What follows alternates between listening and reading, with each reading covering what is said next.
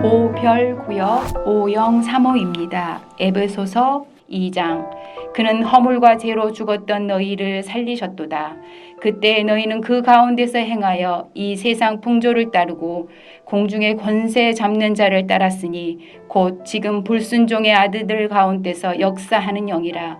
전에는 우리도 다 그 가운데서 우리 육체의 욕심을 따라 지내며 육체와 마음이 원하는 것을 하여 다른 이들과 같이 본질상 진노의 자녀이었더니 긍휼이 풍성하신 하나님이 우리를 사랑하사 그 큰 사랑을 인하여 허물로 죽은 우리를 그리스도와 함께 살리셨고 너희는 은혜로 구원을 받는 것이라.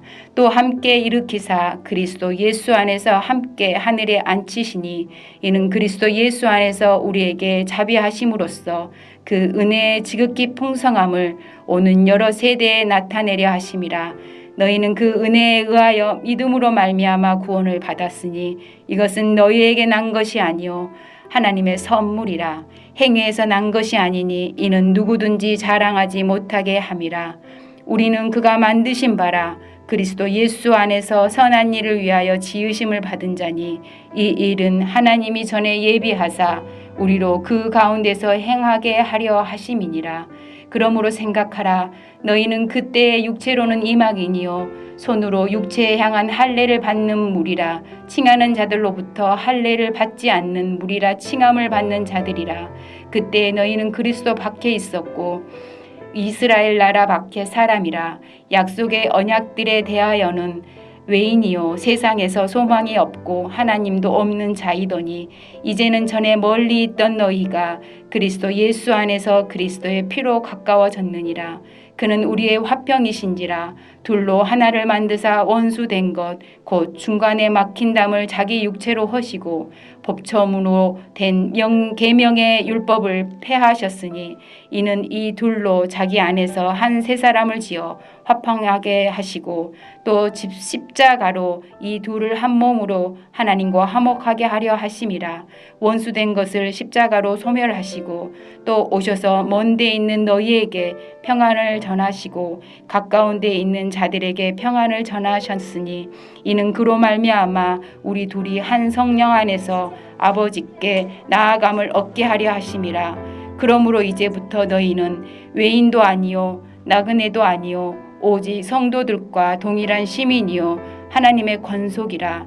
너희는 사도들과 선지자들의 터 위에 세우심을 입은 자라. 그리스도 예수께서 친히 모퉁이 돌이 되셨느니라. 그의 안에서 건물마다 서로 연결하여 주 안에서 성전이 되어가고 너희도 성령 안에서 하나님이 거하실 처소가 되기 위하여 그리스도 예수 안에서 함께 지어져 가느니라. 하늘에 계신 우리 아버지여, 이름이 거룩히 여김을 받으시오며 나라가 임하옵시며 뜻이 하늘에서 이룬 것 같이 땅에서도 이루어지이다. 오늘날 우리에게 일용할 양식을 주옵시고 우리가 우리에게 죄 지은 자를 사하여 준 것 같이 우리 죄를 사하여 주옵시고 우리를 시험에 들게 하지 마옵시고 다만 악에서 구하옵소서.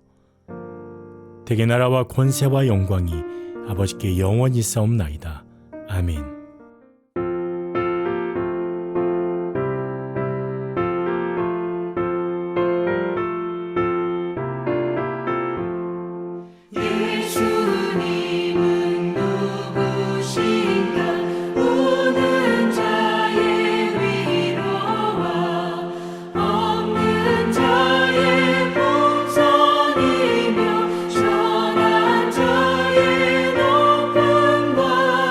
자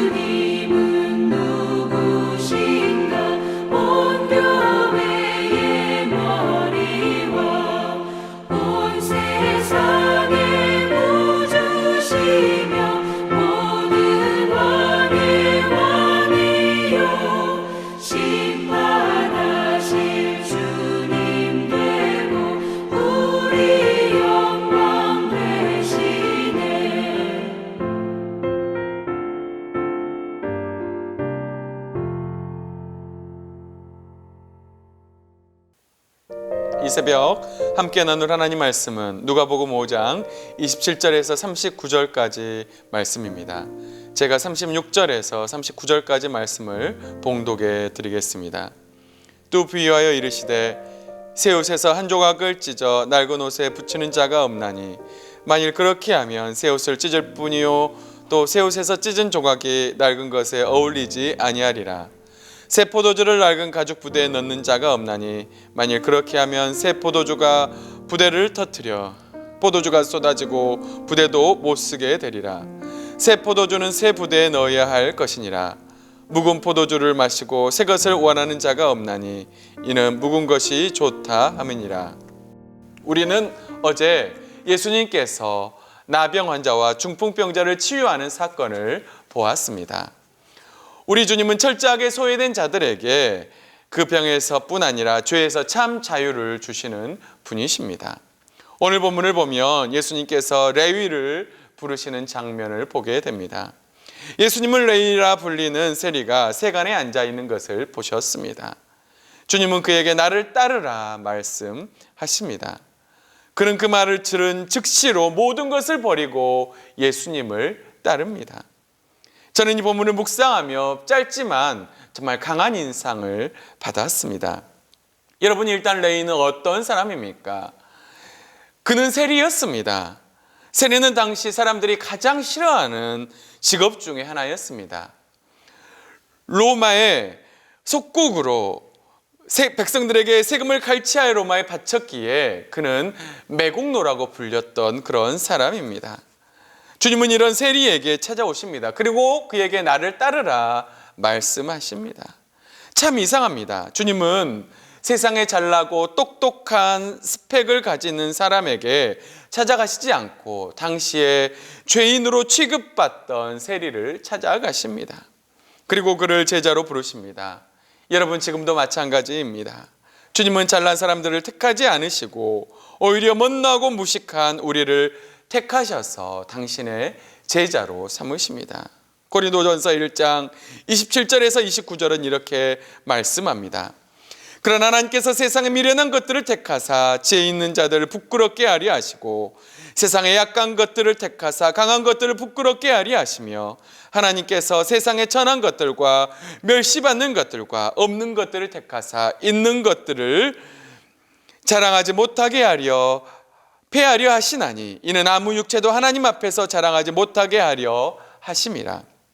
하나님은 세상의 미련한 것들, 약한 것들, 천한 것들, 멸시받는 것들을 택하십니다. 이것은 아무도 하나님 앞에서 자랑하지 못하게 하려 하심입니다. 이런 우리를 하나님의 자녀로 삼아주시고 제자로 불러주시니 얼마나 감사합니까? 늘 감사할 수 있는 성도님들 될 수 있기를 주님의 이름으로 축복합니다. 예수님의 부름을 받은 레위의 반응은 우리를 정말 놀라게 합니다. 그는 모든 것을 버리고 예수님을 따릅니다. 그리고 자신의 집에 예수님을 위하여 큰 잔치를 벌입니다. 세리와 다른 많은 사람을 초대하여 잔치를 벌입니다. 예수님을 따르는 세리의 반응을 보며 우리는 제자의 자세가 어떠해야 함을 알 수 있습니다. 제자는 모든 것을 버리고 주님을 따라야 합니다. 세리는 예수님을 만나고 지금까지 자신이 세리로서 살았던 삶을 다 청산하고 주님을 따릅니다. 자신을 부인하고 예수님을 따릅니다. 예수님은 제자도에 대해서 이렇게 말씀하십니다. 마가복음 8장 34절 말씀입니다. 무리와 제자들을 불러 이르시되 아무든지 나를 따라오려거든 자기를 부인하고 자기 십자가를 지고 나를 따를 것이니라. 우리가 주님을 따르기를 원한다면 자기를 부인하고 자기 십자가를 지고 예수님을 따라야 합니다. 예전의 모습 그대로 주님을 따를 수가 없습니다. 그래서 예수님은 죄인들과 함께 먹고 마신다는 바리새인과 세리들의 말씀에 이렇게 말씀하십니다. 건강한 자에게는 의사가 쓸데없고 병든 자에게라야 쓸데있나니 내가 의인을 부르러 온 것이 아니요 죄인을 불러 회개시키러 왔노라. 누가 예수님이 필요합니까? 건강한 사람이 아니라 병든 사람에게 의사가 필요합니다. 주님은 의인이 아니라 자신을 죄인으로 인정하는 레위와 같은 죄인을 위해 이 땅에 오셨습니다. 사랑하는 성도 여러분, 예수님은 지금도 죄 많은 우리들을 부르고 계십니다. 죄 많은 자들아 나를 따르라. 내가 너희의 모든 죄를 사하고 의인으로 만들어주겠다. 이 주님의 음성을 듣고 모든 것을 버리고 예수님만 따르는 사랑하는 성도님들 될 수 있기를 주님의 이름으로 축복합니다. 레위를 부르신 후에 바리새인과 서기관들은 예수님과 논쟁을 벌입니다. 그것은 바로 금식 논쟁이었습니다.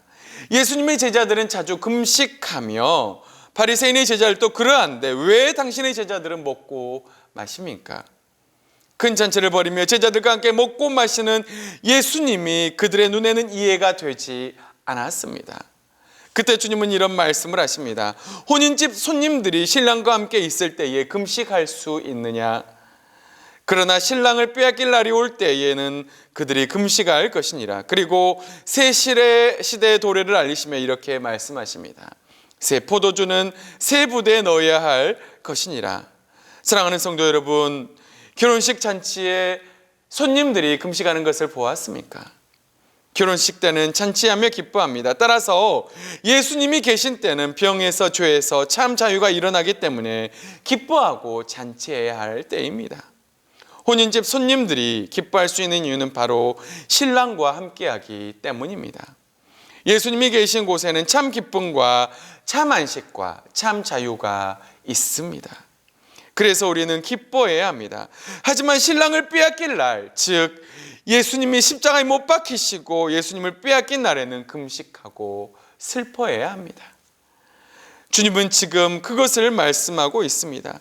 이 말씀을 하시며 주님은 새 포도주는 새 부대에 넣어야 함을 말씀하십니다. 이제 예수님이 오셨습니다. 예수님은 구약의 모든 율법을 다 완성하셨습니다.